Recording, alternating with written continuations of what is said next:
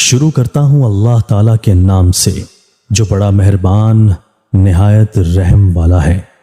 عربوں کا ایک مشہور بت جو صفا و مروہ پہاڑیوں پر پوجا جاتا تھا، یہ وہ بت تھے جسے لوگوں نے اپنے ہاتھوں سے نہیں تراشے تھے، بلکہ یہ جیتے جاگتے حقیقی انسان تھے۔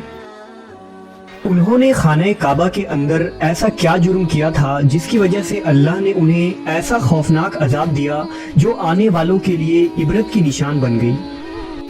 جب سے خانہ کعبہ تعمیر ہوا تب سے لے کر اب تک جس نے بھی بیت اللہ کی بے حرمتی کی یا بے حرمتی کرنے کی کوشش کی تو اللہ نے ان کا وہ حشر کیا کہ رہتی دنیا تک عبرت کا نشان بن کر رہ گئے، پھر چاہے وہ دنیا کا طاقتور بادشاہ ابرہہ اور اس کے ہاتھیوں کا لشکر ہی کیوں نہ ہو۔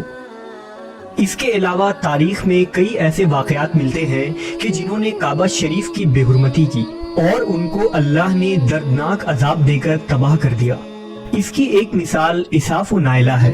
اساف بن یالا اور نائلہ بنت زید دراصل قبیلہ بنی جرہم کے ایک مرد و زن تھے۔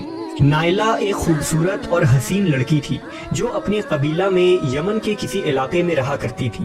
یہ خوبصورت حسینہ قبیلہ بنی جرہم میں اپنے حسن کی نمائش کیا کرتی تھی۔ وہ فحش لباس پہن کر گھر سے نکلتی تھی اور قبیلہ کے نوجوان اس کے پیچھے پیچھے چلتے تھے۔ ہر کوئی اس سے تعلقات کا خواہش مند تھا۔ انہی لوگوں میں قبیلے کے سردار کا بیٹا بھی شامل تھا جس کا نام اساف بن یالا تھا۔ اساف اور نائلہ آپس میں محبت کر بیٹھے اور یہ محبت بہت ہی جلد خباثت میں بدل گئی۔ انہوں نے آپس میں ناجائز تعلقات قائم کر لیے اور جب کبھی موقع ملتا تو دونوں زنا میں مشغول ہو جاتے۔ اس طرح یہ سلسلہ یوں ہی چلتا رہا۔ جب ان کے گھر والوں کو اس کا علم ہوا تو وہ ان کے خلاف ہو گئے، جس وجہ سے ان کے ملنے پر پابندی لگا دی گئی۔ ایک دفعہ کا واقعہ ہے کہ بنی جرہم کا ایک قافلہ حج کرنے کے لیے مکہ کے لیے روانہ ہوا تو یہ دونوں بھی اس قافلے کے ساتھ حج کے لیے چل دیے۔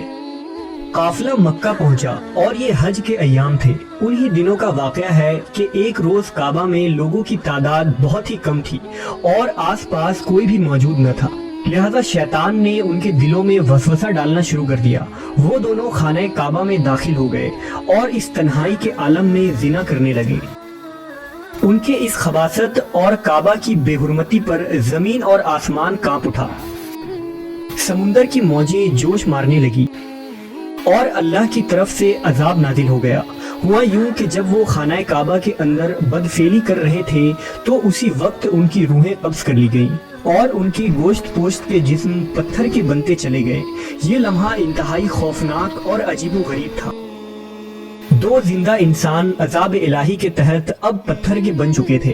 کچھ دیر بعد جب بنی جرہم کے لوگ کعبہ کے قریب آئے اور بیت اللہ کے دروازے کو کھولا تو دونوں بدبخت برہنہ حالت میں پتھر بنے کھڑے تھے۔ وہ یہ سمجھ گئے کہ یہ خبیث اللہ کی مقدس گھر میں کس جرم کا ارتکاب کر رہے تھے۔ لوگوں نے دونوں کے مجسموں کو اٹھایا اور باہر لا کر زمین میں گاڑ کر انہیں کھڑا کر دیا تاکہ یہ لوگوں کے لیے عبرت کا نشان بنا رہے۔ کچھ دن گزرنے کے بعد مکہ کے لوگوں نے اساف کے بت کو اٹھا کر کوہ صفا کے مقام پر رکھ دیا اور نائلہ کے بت کو اٹھا کر کوہ مروہ کے مقام پر رکھ دیا۔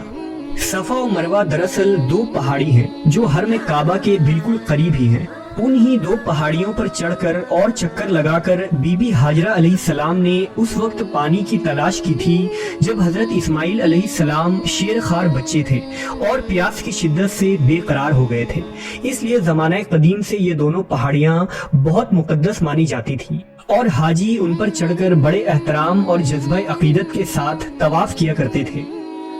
جب اساف اور نائلہ کے بت کو صفا اور مروہ پر رکھا گیا تو ان کی سزا یہ تجویز کی گئی کہ جو شخص بھی صفا و مروہ پر جائے وہ ان دونوں بتوں کو ایک ایک جوتا مارے۔ ایک دو نسلوں تک تو یہ عمل جاری رہا، پھر لوگوں نے انہیں جوتوں کے بجائے تھپڑ مارنا شروع کر دیے اور کچھ نسلوں بعد لوگ انہیں صرف ہاتھ لگایا کرتے تھے۔ اس طرح وقت گزرنے کے ساتھ لوگوں نے ان سے عبرت حاصل کرنا کم اور ان کی تعظیم زیادہ کرنے لگے، یہاں تک کہ ایک وقت ایسا آیا کہ عربوں نے جاہلیت کی بنا پر ان کو محبت کی علامت قرار دینا شروع کر دیا اور قبیلوں میں ان دونوں کے عشق کی داستانوں کو فخر سے بیان کیا جانے لگا۔ آہستہ آہستہ یہ محبت کے دیوی اور دیوتا قرار پائے۔ 5वीं सदी तक इसाफ और नाइला के उस बुत को अरबों के बड़े बुतों में शुमार किया जाता था, जिनके आगे लोग सजदा किया करते थे और कुर्बानी भी चढ़ाते थे। एक दिन रुश्द हिदायत का एक सूरज तुलू हुआ, जिससे ये पूरा खत्ता जगमगा उठा। हुजूर पाक सल्लल्लाहु अलैहि वसल्लम नबूवत के ओहदे पर फाइज हुए। आप सल्लल्लाहु अलैहि वसल्लम ने दावत व तबलीग का काम शुरू किया। 10 हिजरी में जब अल्लाह ने अरब में दीन इस्लाम को गालिब किया और मोहम्मद सल्लल्लाहु अलैहि वसल्लम ने मक्का फतह किया, तो आप फतह के बाद हरम शरीफ में दाखिल हुए और आपने अपने भाई हजरत अली के साथ मिलकर तमाम छोटे बड़े बुतों को तोड़ डाला। आप बुत तोड़ते जाते और ये फरमाते जाते कि हक आ गया और बातिल मिट गया। बेशक बातिल ने मिट जाना ही था, यहाँ तक कि खाना काबा तमाम बुतों से पाक हो गया। फिर आप सफा और मरवा पर तशरीफ ले गए और इसाफ व नाइला के उस बुत को अपने मुकद्दस हाथों से तोड़ डाले।